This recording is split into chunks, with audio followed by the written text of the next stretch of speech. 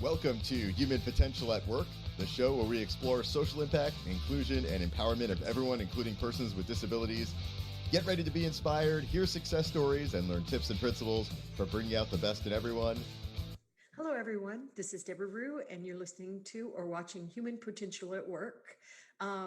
I am very excited about my guest today, Shelton Newsham, who is joining us from the United Kingdom. And I met him when we interviewed him on the other show that I'm part of, which is Access Chat, AXS Chat.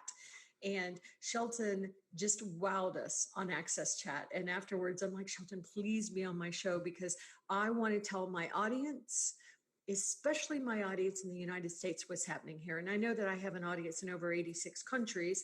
And so I think a lot of countries are going to be really, really fascinated with what Shelton and his team are doing to really make sure that we are helping youth with neurodiversity stay on track. So Shelton, welcome to the program.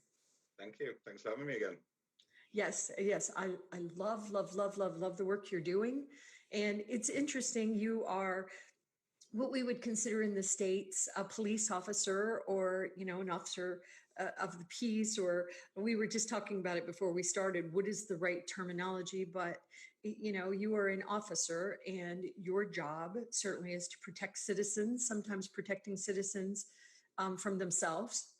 So, right. And often, we're looking at our officers, our police force and things like that. I know a lot of times it's, as Doug Foresta said right before we went on air, we'll complain and complain until we need you. And then we're like, oh, please come and help me. So it's, I love the work that you're doing. And I like that what you're doing is, and if a person gets in a situation that's over their head, instead of punishing them, you try to say, well, what you could do? You could actually, you could do some really good here. So I just love this program. And I'm hoping that this program will come over to the United States and to other countries as well. I think it's that powerful. So I'm hoping my audience will help me turn up the volume on this. And right now, I know y'all don't know what I'm talking about. So we're going to go ahead and start. But Shelton, tell us who you are. Give us a little background about who you are, and then tell us more about your work. Okay. So I've been a law enforcement officer for nearly 18 years now.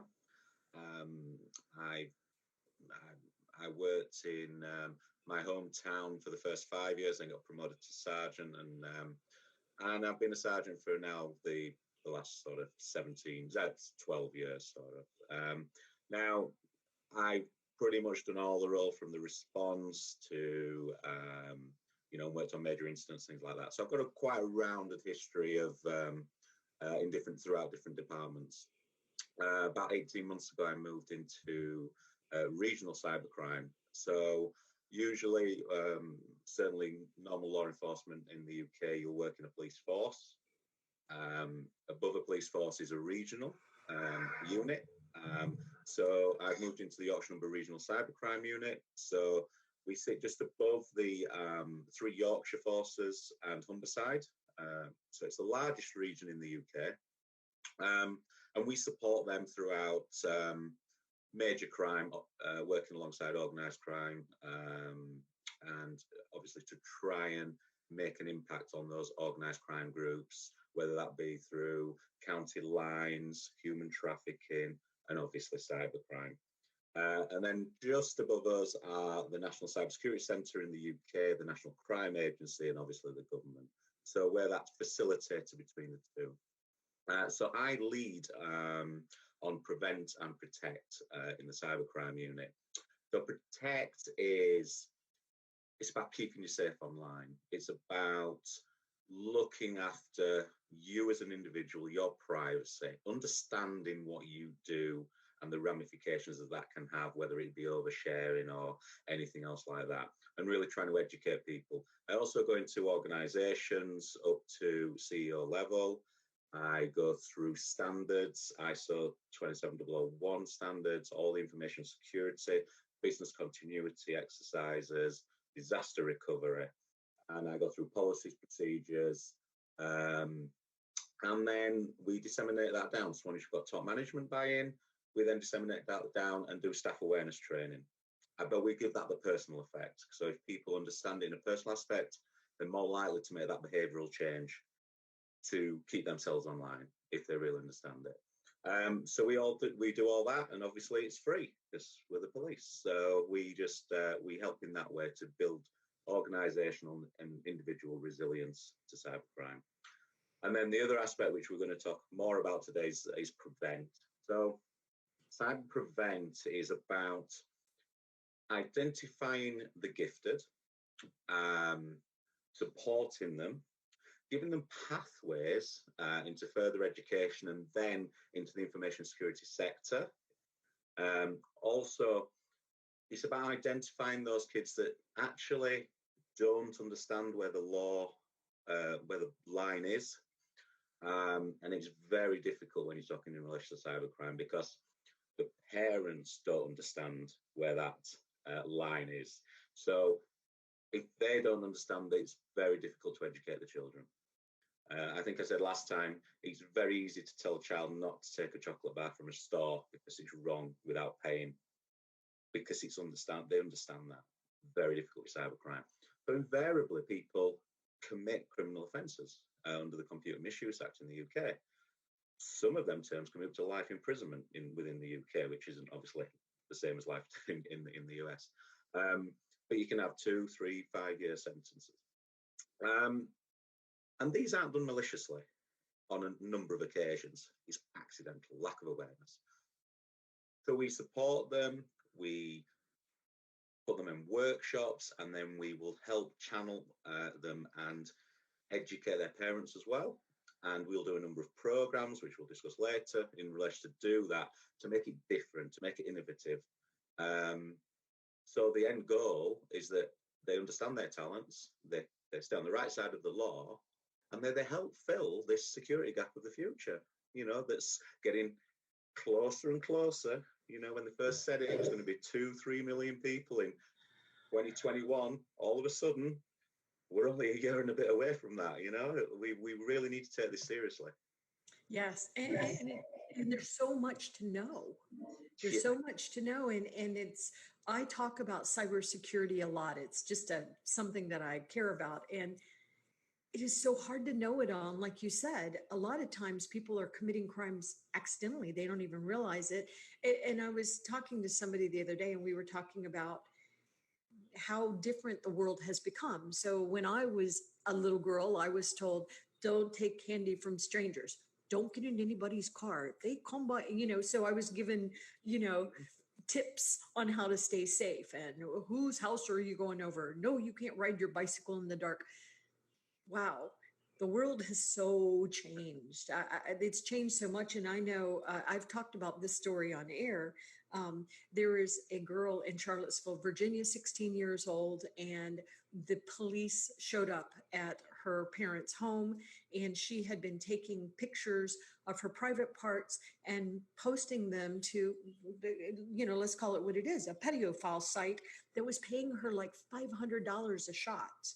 So here's a 16-year-old who, by the way, their brains aren't fully formed. I mean, they're still growing. They're still growing up.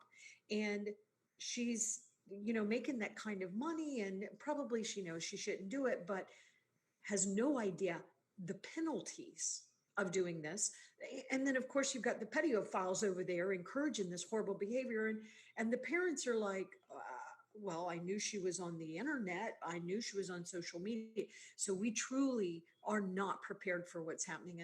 And when I heard about what y'all are doing, what some of the individuals that were committing crimes accidentally, and I'm saying accidentally because sometimes we don't realize that we are committing major crimes, and had autism. And so y'all were looking at this, and you were looking at the neurodiversity, and you're saying, okay, how can we make this, instead of a punishment, can we make this more of a win? How can we use this to educate everybody? And Shelton, this is so big and it's so fast and complex. How in the world do we educate all of us? And it's so multifaceted too. Shelton, and I'll say one more thing and I'm going to stop because I want the audience to hear from you, but I saw somebody, they tweeted something and they said, stop using social media, or not social media, stop using your smartphone devices as babysitters. And I thought, well, but we've been doing that. We've been sitting them in front of televisions. We've been, we're all getting, some of us are guilty. I'm guilty of that before. Go watch cartoons so mommy can make dinner, when my kids were little. But everything's changed, Shelton. How in the world do you keep up? And once again, I so applaud your efforts and the efforts of your team to take a really bad situation and use it as a wonderful learning experience, and use it maybe to turn these really brilliant individuals into citizens that will really help all of us try to deal with all these issues. So it is a big, big topic. So let me give you the mic. Tell us how to be safe. Tell us how to be safe. And yeah, that's impossible. It's difficult. It's continually evolving. So when you say you put someone in front of a television to watch the cartoons and the kids, you're quite in control of that. You're in control of what they're seeing.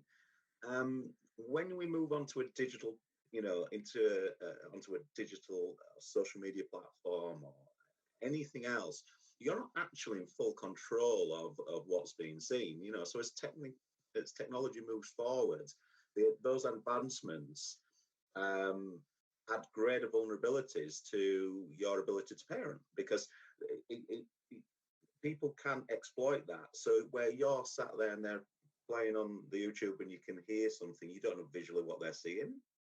It's not, it's not very well regulated in some aspects. And then the more and more, unfortunately, we're seeing where they say they are regulated, we're losing data, and we're losing these, the photos of what people have said. So it's quite difficult. I mean, the first part is really getting into the primary schools, getting into where the children are 9, 10, when they've really started looking at digital, where they've used it at home, and they're going to start progressing as peer pressure grows. And they're going to start going onto more sites, whether it be Fortnite or other things they're going to do. Before that, they're still kind of exploring. And I find parents take more of an interest when they're 6, 7, 8, and they're having a little look, and they say, oh, yes, let's have, and they put the parent controls on, and the children don't take them off.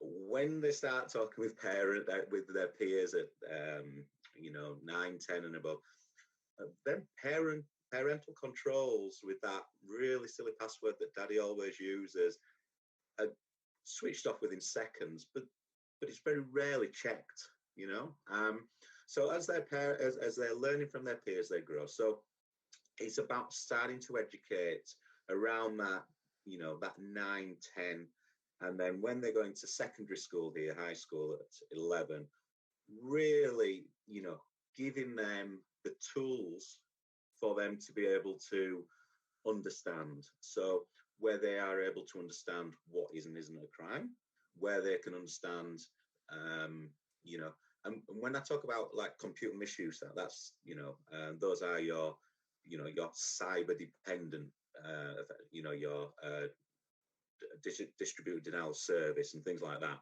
where they're knocking people offline and things like that. But we also need to talk to them about, oversharing and what a digital footprint looks like. And the first time at 9, 10, 11, when they start really, being allowed to have even though it's under the age, a Facebook profile or a social media profile, they really need educating at that time of the consequences. Because if you make a mistake within them first few weeks, months of using one of these platforms, you've already started your behaviors. You're going to always start working on that, unless and those little mistakes never disappear, as we all know online. They're always there. Yes.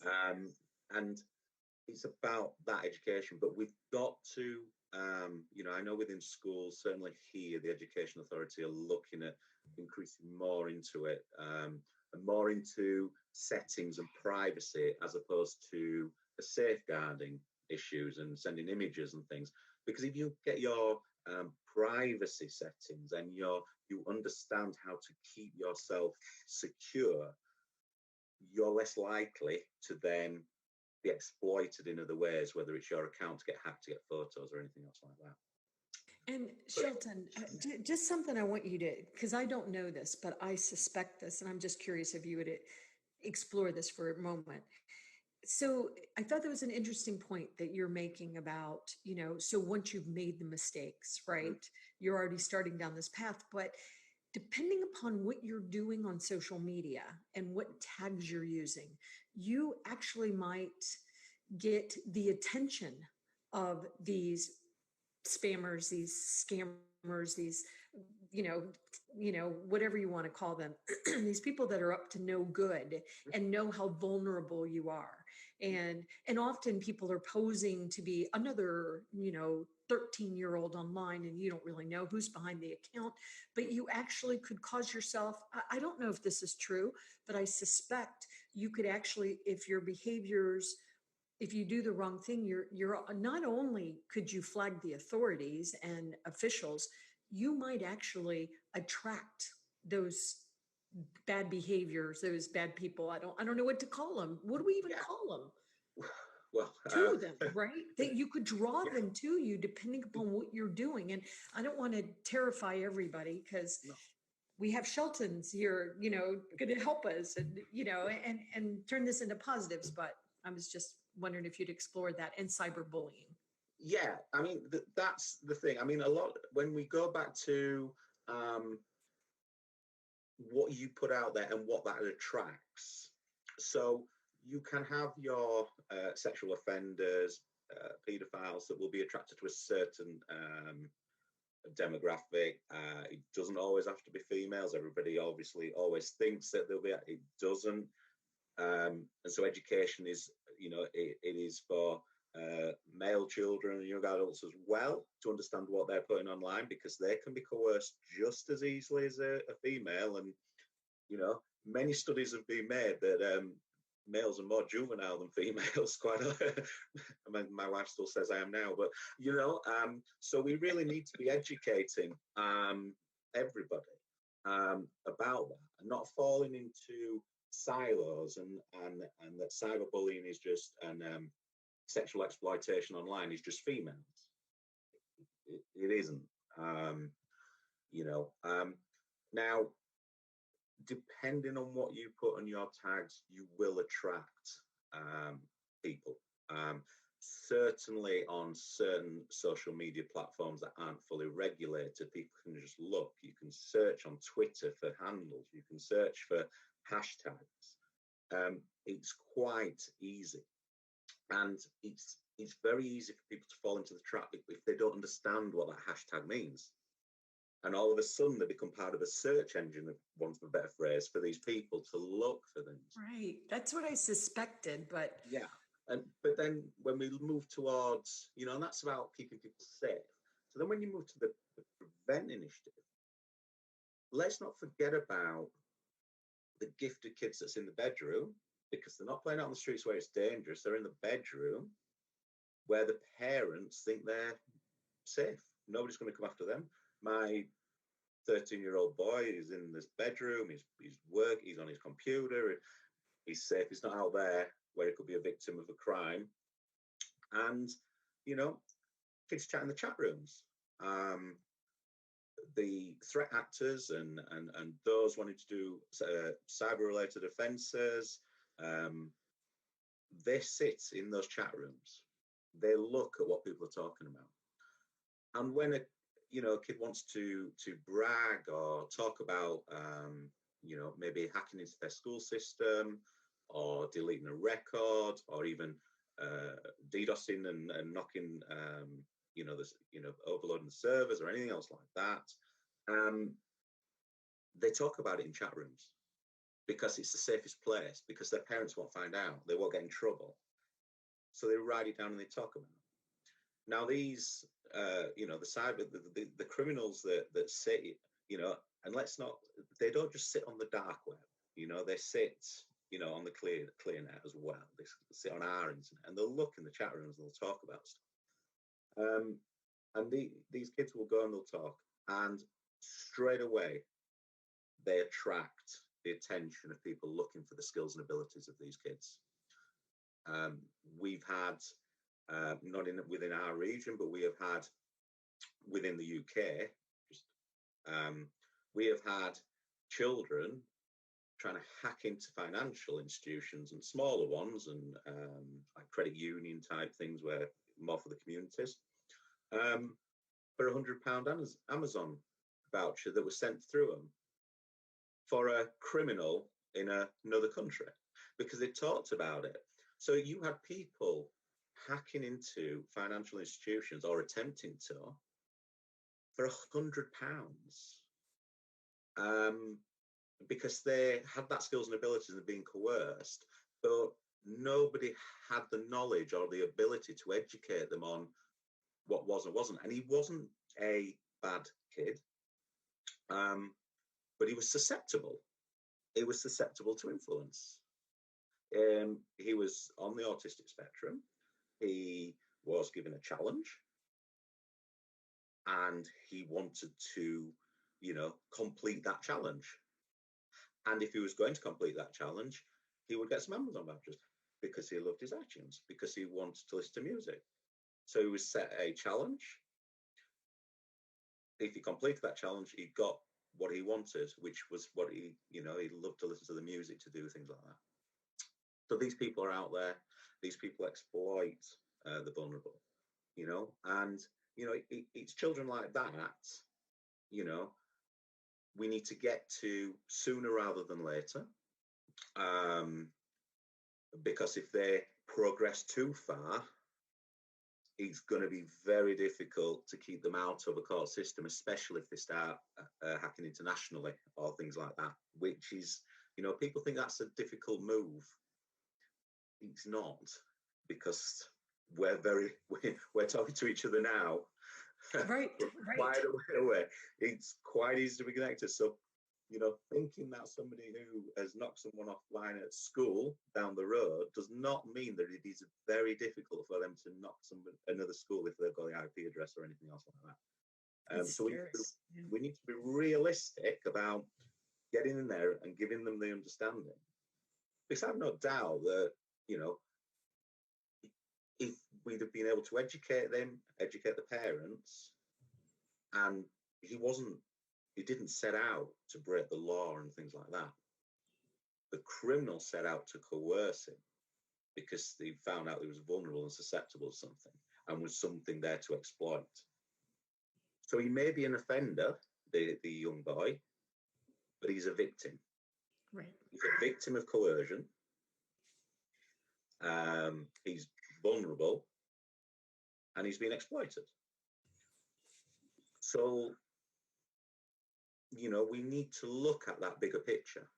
Yes, we need to deal with really serious criminal offences, but if they are not serious, even if they on paper break those laws, surely the greater good is to educate and give them the opportunity and the pathway to help, as opposed to carry on down them lines when it's too late, when they get to 15, 16, 17-year-old, because now they've got that pattern of behaviour and that's what they do.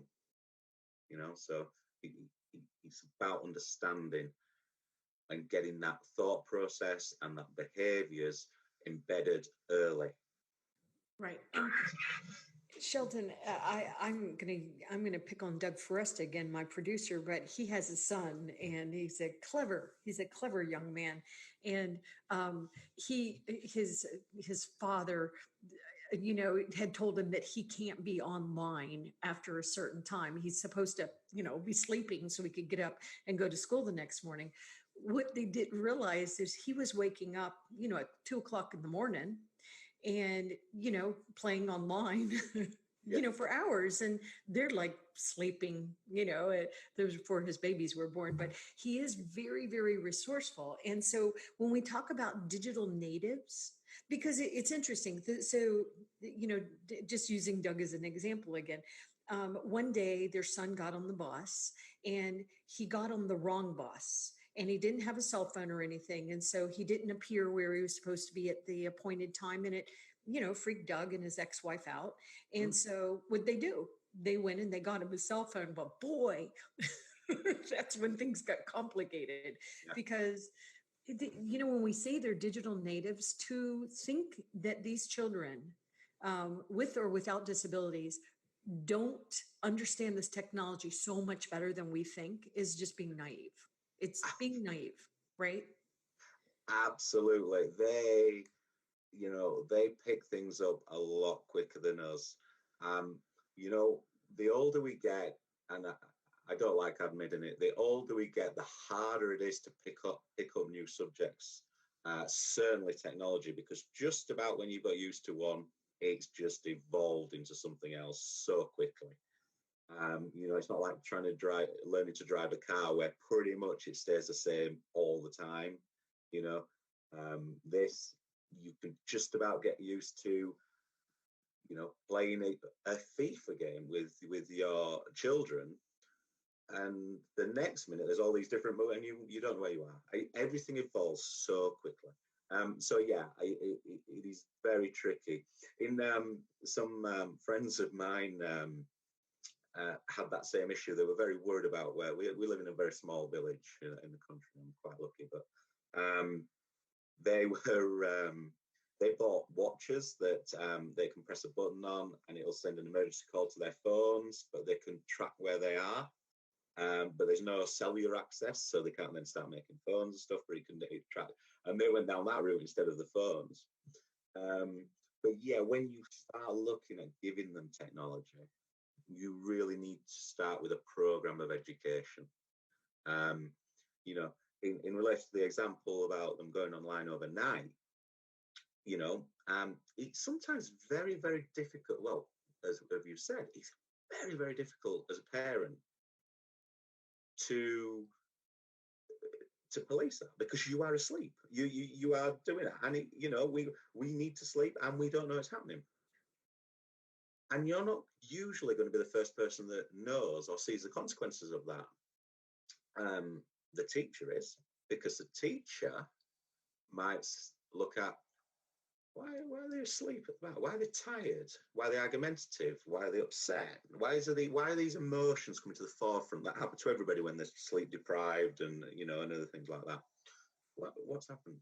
And teachers used to identify those signs for illegal substances and stuff. When you look back in the late 80s, early 90s, it was, wow, they've got bloodshot eyes and stuff. Oh, we better have a look. They might be on some sort of substance, and we've got to wake up. Those same traits that are shown in the bloodshot eyes, sometimes argumentative, disassociated with what's going on, argumentative, sleep deprived, addicted to online gaming overnight, talking in chat rooms, all of the consequences of the digital presence. We've got, as part of the prevent thing, we've developed teacher training packages. So we show them what to look at for behaviours, because they're not always committing a criminal act. So we need to move away from, they're buying illegal drugs, they're doing this, they're doing that. They're very argumentative with the teacher. They need some type of measures put in place. They need a dedicated worker with them. They need support in the class. Have we gone back to say, well, are you getting enough sleep? What are you doing? How are you doing stuff? And then having that conversation with the parent that actually the child is addicted to the games and then continually playing. And so, and a lot of the time, that's the first time the parents even considered it, because they're saying, well, you've got 2 hours, it's a school night, you've got 90 minutes on screens. That's it. And they think they're policing their kids. They're policing them. And they're doing what they would as great parents. But we're trying. Yeah, exactly. But then all of a sudden it's they're so ahead of us. Yeah, absolutely. So I have got friends. I mean, like my son's 9. He doesn't have a TV in his room. He has an iPad down here and he has an Xbox down here, but he doesn't have anything technical in his room. But he has friends the same age that have Xboxes in their rooms and stuff like that. And the parents going up, disconnecting, things like that. And it's like, well, again, it's up to an individual parent how they want to do it, because they know their kids best. And nobody's here to tell them. people have to look after their kids. But that's my choice, and I know that he's going to miss late. What he does do is get up at 6 a.m. to see if he can go downstairs to play on his game, which is a bit annoying when you want to lie in. But apart from that, I'll put up with that because he always comes in because he's got that now.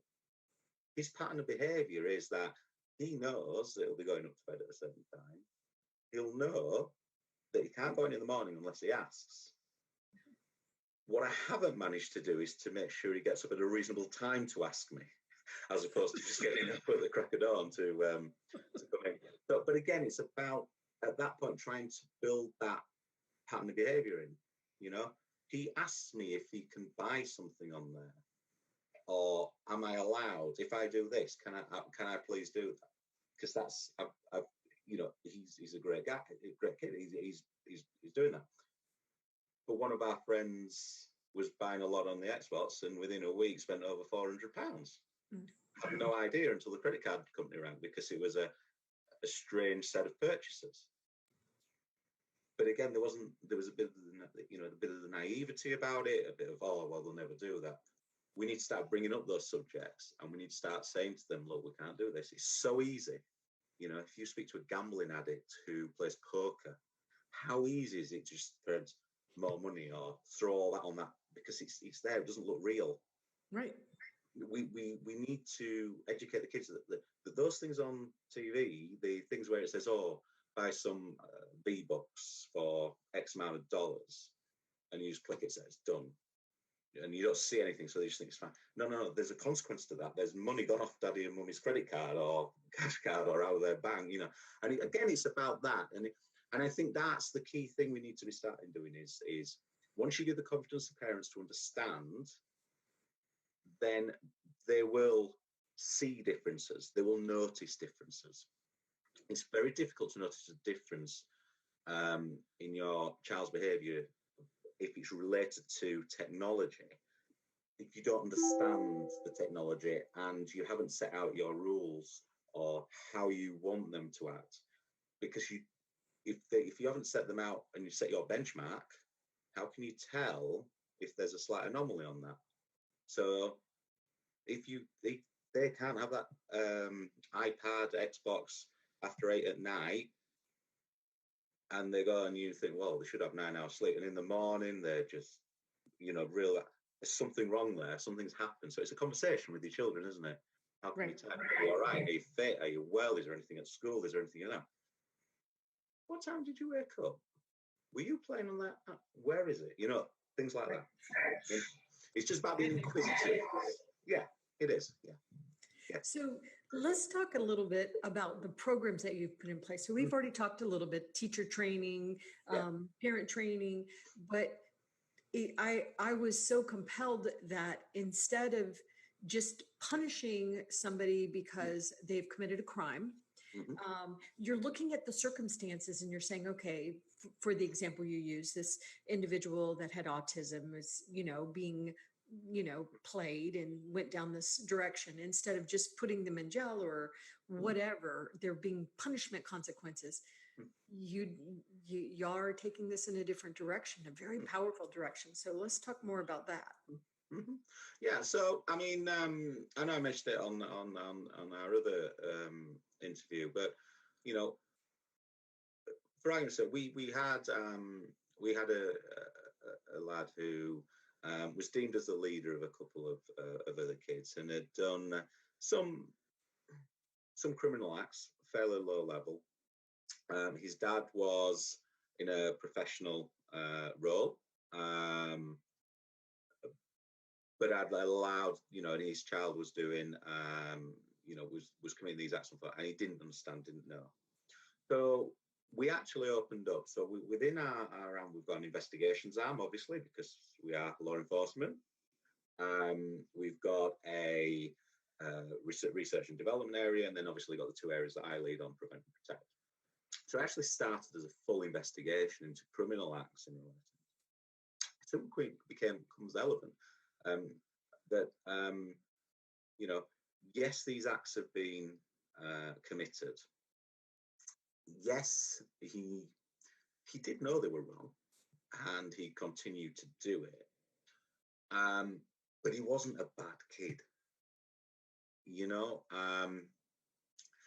he just got himself into this little ever decreasing circle of such of, you know, oh well, yeah, I'm doing this, and then he was looked up to and things like that. And so there's a bit of peer pressure and a lot of emotions. And as you've said before, the kids' brains aren't wholly developed. So when they get recognition, they get a thing. All of a sudden, they start doing sillier things sometimes. You know, to get that recognition, that reward, that status, which a lot of kids, you know, want within their within their school and within their peers. But at the end of the day, we needed to keep him out of the court system. It was not going to end in a positive light for him. The offences were criminal, but there were no, you know, risk to life. There were no other serious injuries, serious loss of finance, and you know, when you look at him as an individual and looking at the skills and abilities that he would have, where is he going to serve the community better? So we brought him under the prevent arm. So the investigation was finalised.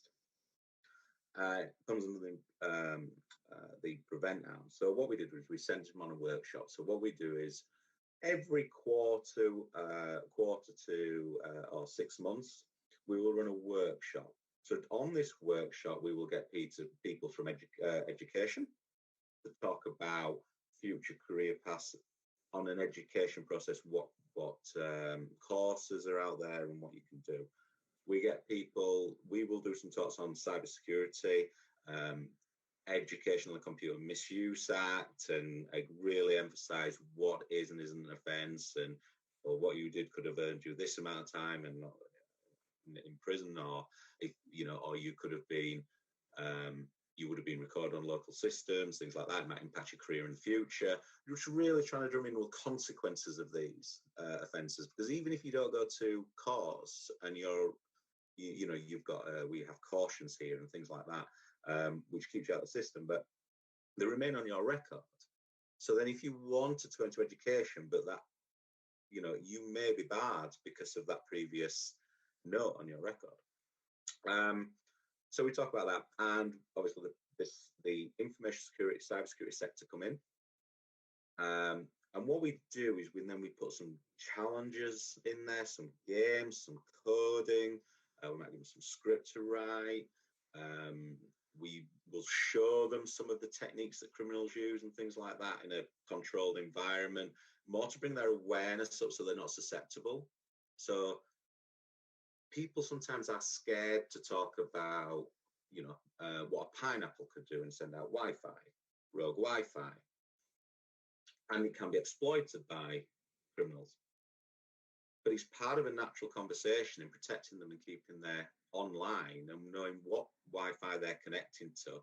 Are they understanding the rogue Wi-Fi? Are they going into a shop that's got 7 lots of free Wi-Fi and thinking that shop has put them 7? No, there's a lot of rogue points. And if you connect to them, they're going to start exfiltrating your data and your personal information. So it's about that awareness to them as well. And if we show them he's exploiting the innocent people and trying to take them vulnerabilities, these kids aren't bad at heart. And when we personalize it on how these criminals can exploit their friends, their families, you know, and the nearest and dearest, you can see them go, oh, well, I need to help. I can do this skill, I can do that. And it's about, once the workshops are so successful. I mean, we've had a couple of, you know, ex-hackers that have come over and spoken at them. And it's about making sure that you give them the tools they need to make informed decisions. Some people will go out and commit a criminal act across the board and through communities. They will just do it. What I want to do is give everybody or empower everybody enough so that they know what's right, know what's wrong, know the positives they can make, the real positive decisions, the outcomes that would help the community in certain levels of cybersecurity. Some of these kids are phenomenal and will help the government keep the country safe. They're that good if they are developed in the right way. By ignoring them at 13, 14, 15, potentially we could be ignoring someone who will keep our borders safe digitally, and who will help with our securing our national infrastructures. And people can sit and they might watch this and they go, "Oh, 14-year-old's going to, help out our national infrastructure and look at make sure our power plants and there's nuclear facilities and all that are safe." And at the end of the day, we're not talking about, we are talking about codes, mathematics. We're talking about it's different. Cyber is a totally different animal to other things. We're not talking about, they're going to be the greatest soccer player in the world where there's a minuscule chance because everything's the same. This is digital. This is skills. This is just, someone sat and just, having something in their mind that says they must break this code. And if someone's neurodiverse who has got that, it's a behavior. It's a natural behavior. And it's a gift. If we use it right, it's a gift to society. And these are well-paid jobs. There's not enough cybersecurity experts, and you can't keep up with it. So I would even say to parents that are watching that, have children that are neurodiverse, ADHD, dyslexic, autism, any of the neurodiverse ways that our brains work, encourage them towards these careers. I mean, you don't have to wait for them to get in trouble like you're doing. I mean, you're saying, okay, wait a minute, let's look at the circumstances, and now we could actually help these individuals, help us with the criminals. I mean, I just think it's such a smart thing to do. And I hope this is the new wave of law enforcement as well, working with everybody to come up with a solution. Yeah, absolutely. I mean, and like that, I mean, that's the criminal list. But I'll just touch on. So it starts on the Matrix Challenge starts on Monday. So the Matrix Challenge is our flagship competition. It's the only one that's law enforcement led, regionally law enforcement in the UK. And it goes live on Monday. And that targets every 11 to 17-year-old child who receives their education within our region. They don't have to be. I mean, we're doing roadshows and there are ICT classes that are going to play the game, things like that. But I'm very keen that this goes into every school and every child can play it. Everybody can play it. I mean, to be fair, you could play it, but you wouldn't be eligible to win. But, everybody can play it. And the key fact of this is that there are going to be kids in school at 11, 12, 13, not interested in taking cybersecurity, computer science or anything else like that.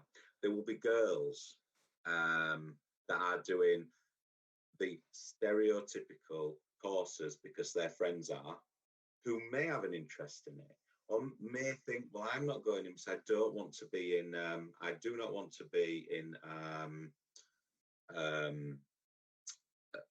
the class with all boys.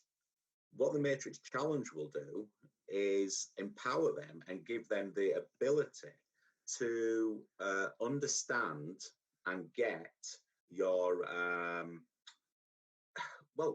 understand their skills and get that confidence that when they go to their options, well, I made the final of the Matrix Challenge. There's maybe, hopefully, around 20,000 kids will play this game.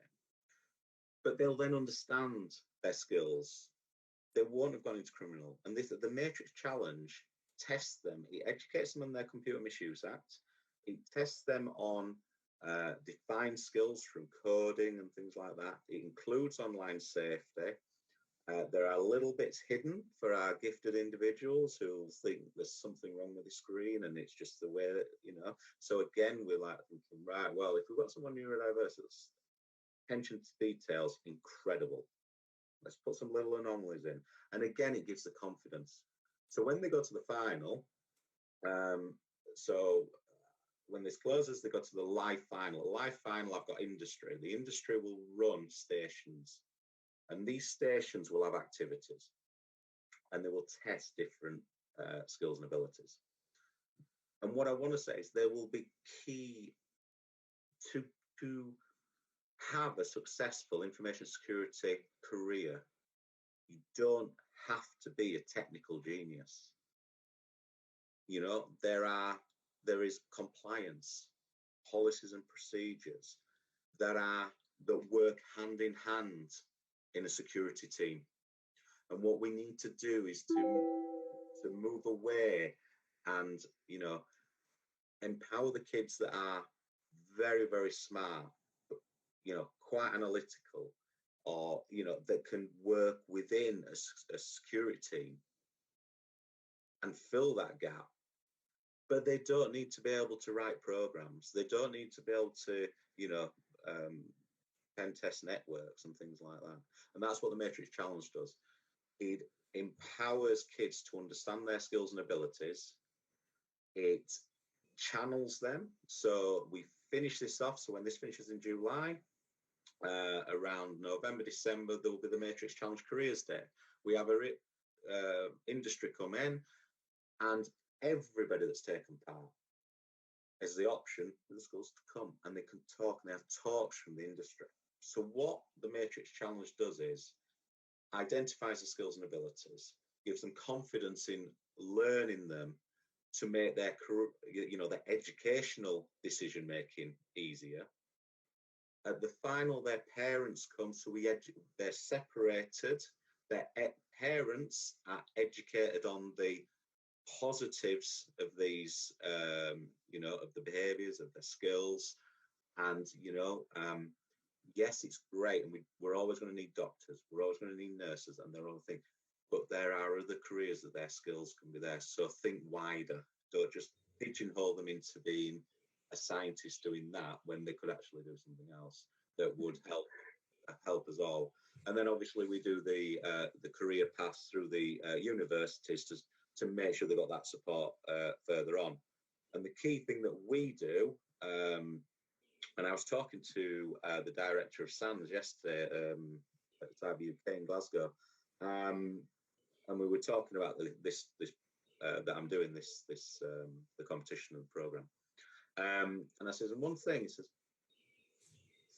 who targets the electively home educated? Who empowers them to join these competitions? Because when you think about the kids that are in those, they might be disruptive in school. They might have thought social, religious, want to be educated at home. You could have people who are neurodiverse, autistic, that they think, actually, I'm not comfortable with being in a mainstream school. I want to home educate. You have got a huge pool of talent that is off the mainstream radar. And I said, so, I'm usually fairly blunt. I'm always, well behaved on here. But I said, why are you not doing this? Why are you, with all your resources, with everything else, why are you, and this wasn't just specifically at them, I was going into the sector, the entire sector. Right. It's not in the too hard to do box. It is trickier. But if your overall objective is to be inclusive and give that ability for everybody to join, then why aren't we doing it? Or why aren't you doing it? Right.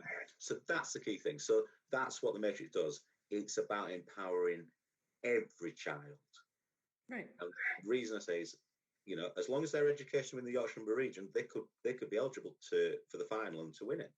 And with this, I did a very small one just as a proof of concept last year, which, and this one's 5 times bigger.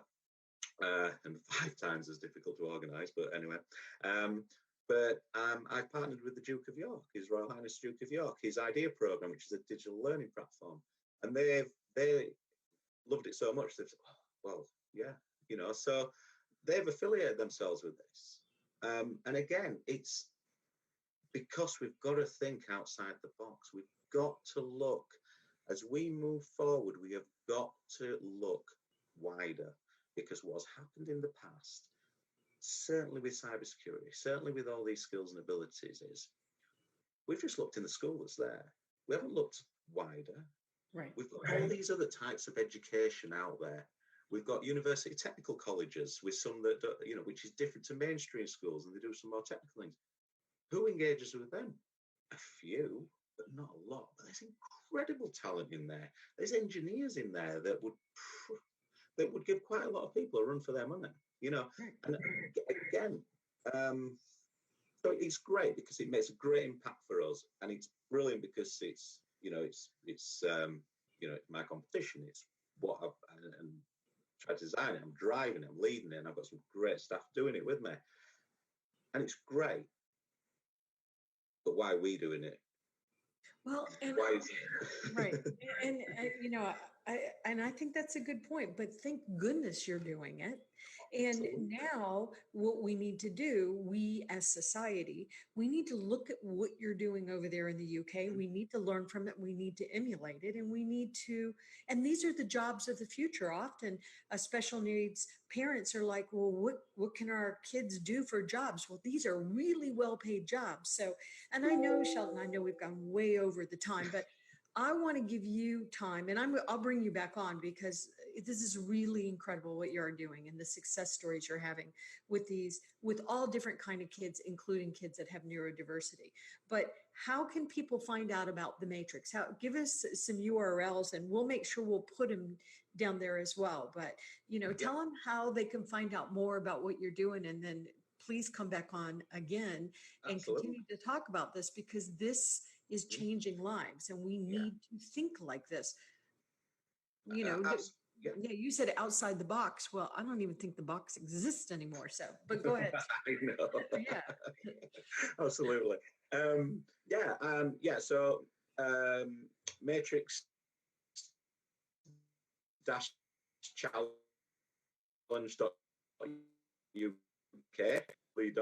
challenge on the about some resource on it. I'm very happy to send you you've got my email address. I'm very happy for my email address to be sent out for the purposes of GDPR and all that. Not a problem. So I give you consent for that. Not a problem. Thank you. And we'll include that. We'll include that on the link. Yeah. And if they want any more information, that's absolutely fine. And then next time we'll tell you. I'll tell you about our intern program, which is the first one in the UK, and we have people who are neurodiverse. We have people who have,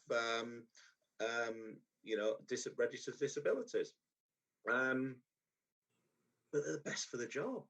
What their role was, those people, and it's not about, it is about the role. It's about what we need. It's about, research and development. It's about thinking about technical things. It's like bringing a different perspective into things. It's like breaking things, right, codes and things like that. And when we looked and we found and we got the people that could do this,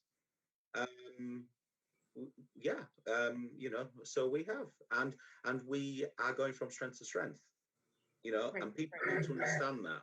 And I think that's a good point, because what we see, maybe all the people now that are being born with autism, there's, it's on the rise. Maybe we need these brains to take us wherever we're going, because we're going places that we don't understand as society. Society doesn't understand.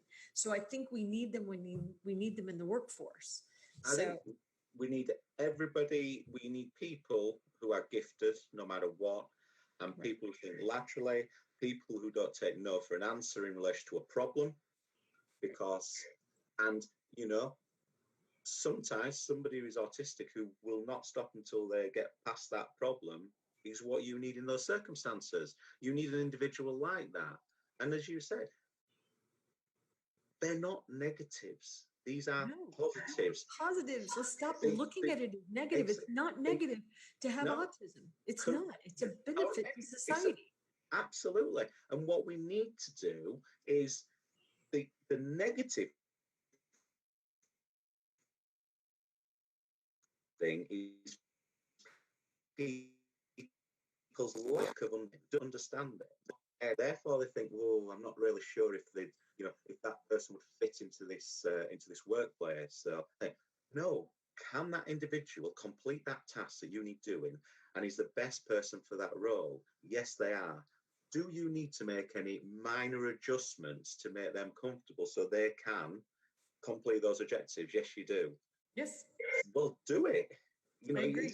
It's not difficult, but Well said. And a yeah, perfect way to end it. And I know we went longer than we usually do, but you can see why. This is brilliant stuff that's happening in the UK, and we need to emulate it. We need to build upon it. The technology companies need to join this. They're already very interested in hiring people with autism. We're seeing programs come all over, but there's a lot of work to do, and we all need to get behind what Shelton and his team is doing and make sure we're supporting these technologists of the future, because it's it's just so critical. So Shelton, thank you for joining us today.